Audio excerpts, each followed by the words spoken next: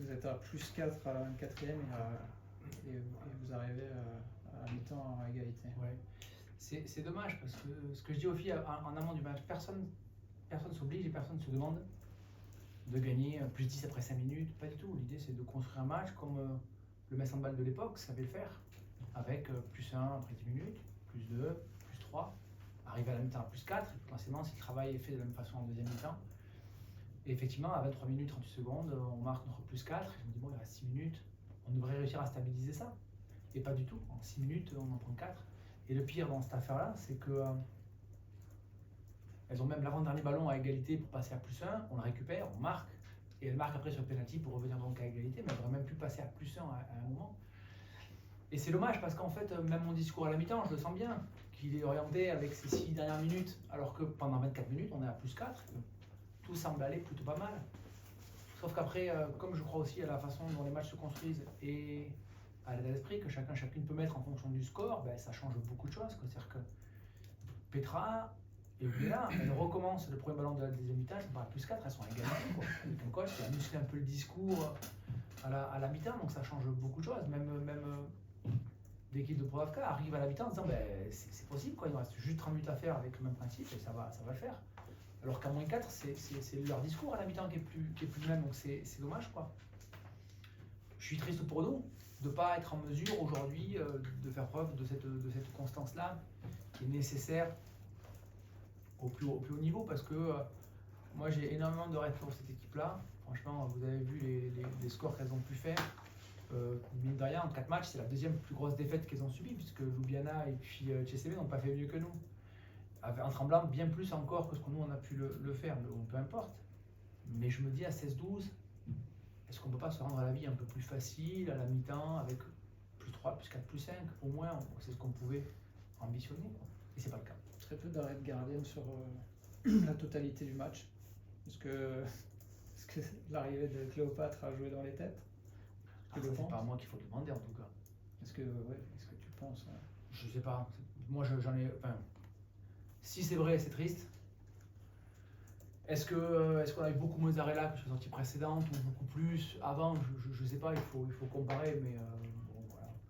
En professionnel qui se respecte, je n'imagine pas que ça ait pu jouer dans les têtes. Et si ça a joué, bon, ben, ça crédibilise alors l'arrivée, quoi. C'est qu'on n'est pas très fort, mais j'y crois pas. Tu as fait rentrer Alisson sur la fin de match et elle a été très précieuse. Ouais, je suis d'accord.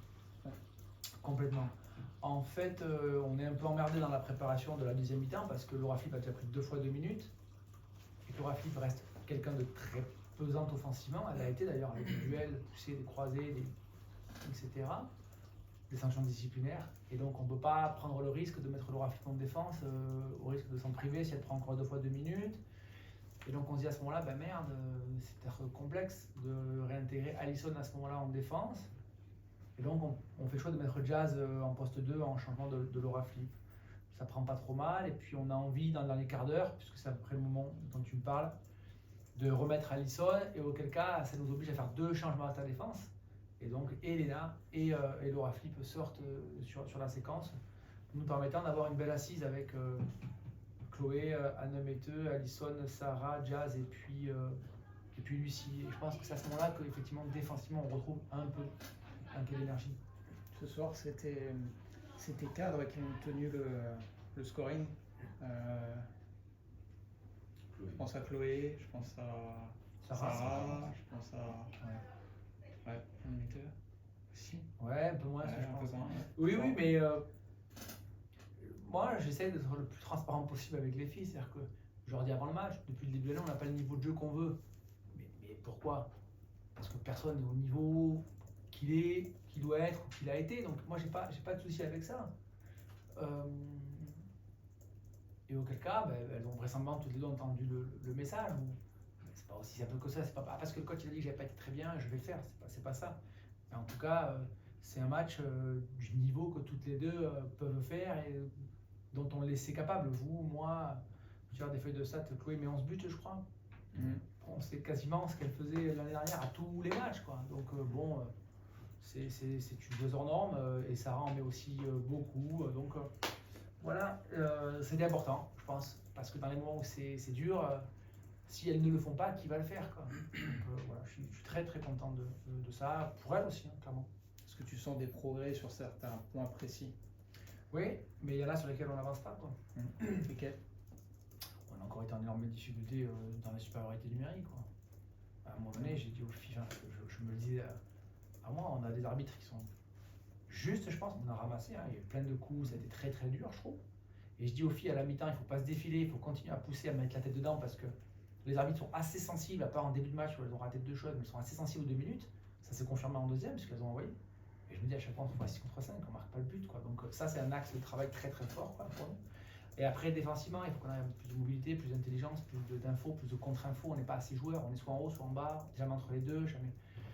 Donc voilà, nos fermetures ne sont pas tout le temps très bien senties non plus. Donc voilà, il faut qu'on arrive à mettre plus d'énergie par rapport à tout ça.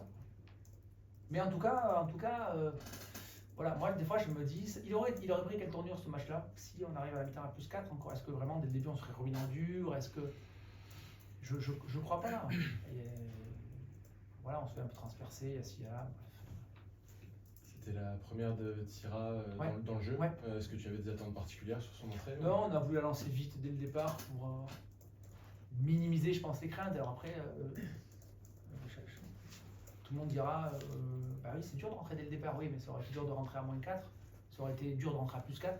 On a décidé de le faire dès le départ, c'était bien. Je trouvais ça intéressant, ça aurait mérité qu'elle prenne un peu plus de tirs, enfin qu'elle en prenne un. Parce qu'elle en a pris un, mais sur lequel il y avait faute, et l'arbitre a laissé jouer assez étonnamment en début de match. Donc voilà, c'était sa première ici aux arènes, sur un début de match. Elle fait quand même partie de la dynamique positive, hein, ou de l'équipe qui, effectivement, en attaque, marque des buts. Après, aujourd'hui, une fois qu'on a passé la première mi-temps côté banc, je la sens pas encore apte. Et en clair, à défendre à l'opposé du banc, elle n'est pas encore dans le projet, elle ne sait pas encore tout ça. Donc c'était complexe en deuxième mi-temps de la remettre. Mais même, vous voyez, quand on parle de score, je me dis, comment tu veux remettre Tira à l'opposé du banc quand tu es comme ça, à plus 4 à la mi-temps? S'il faut, je la remets de suite, hein, en me disant, on va voir comment ça se passe. Une fois que le match il est entendu et qu'on est match nul à la mi-temps, je me dis, prendre le risque avec Tira à l'opposé du banc maintenant en deuxième, ça peut ne pas sembler hyper évident, quoi. Et donc on préfère admettre à ce moment-là qu'il y a même plus de densité défensive et plus de justesse, quitte à ce que, offensivement, peut-être soit un peu plus tatillon, quoi. De l'autre côté du terrain, il y avait Mia Burkic qui est joueuse prêtée par Messambal. Comment est-ce que tu as jugé son match? Alors, elle sort sur carton rouge, mais. Ouais, moi, de toute façon, hein, mon avis sur Mia, il est assez simple, hein, c'est une très bonne joueuse de handball.